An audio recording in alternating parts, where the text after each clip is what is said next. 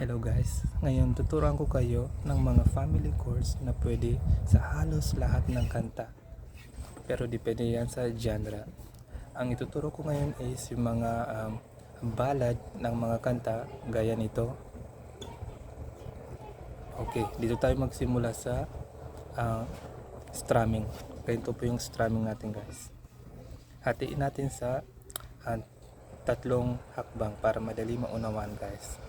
Let's begin. Ang unang step is down, down. Ang second step naman is up, down, up. Ang third step is down, down. Ulitin natin. Number 1 step, down, down. Number 2 step, up, down, up. Number 3 step, down, down. Ulitin natin. Down, down. Up, down, up. Down, down.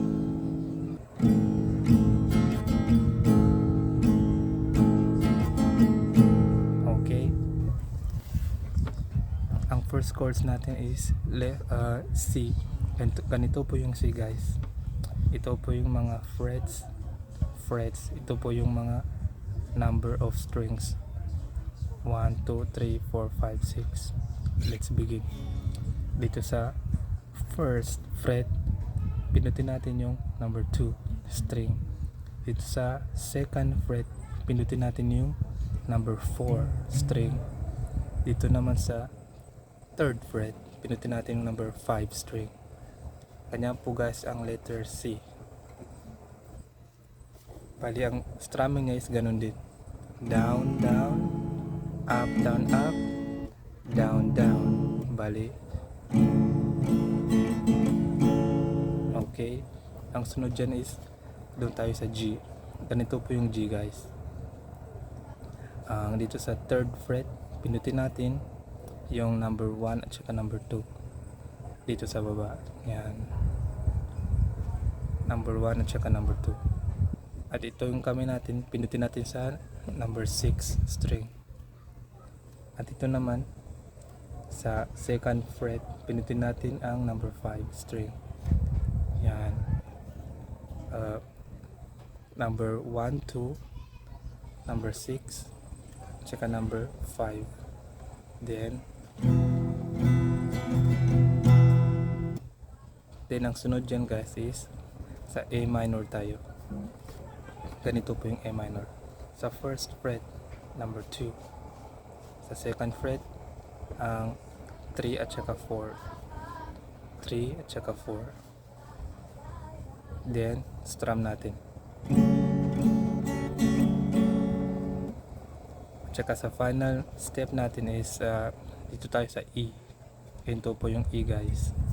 Number 4 at saka 5 string sa second fret. 4, 5. Yan. Then,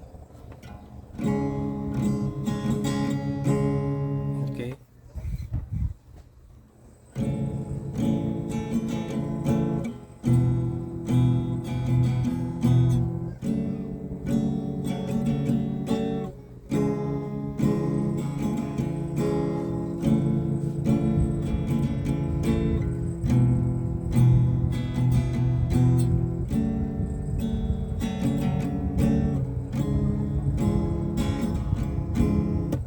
Hawakan mo ang aking kamay at tayong dalawa'y maghahansing ng kaligayahan.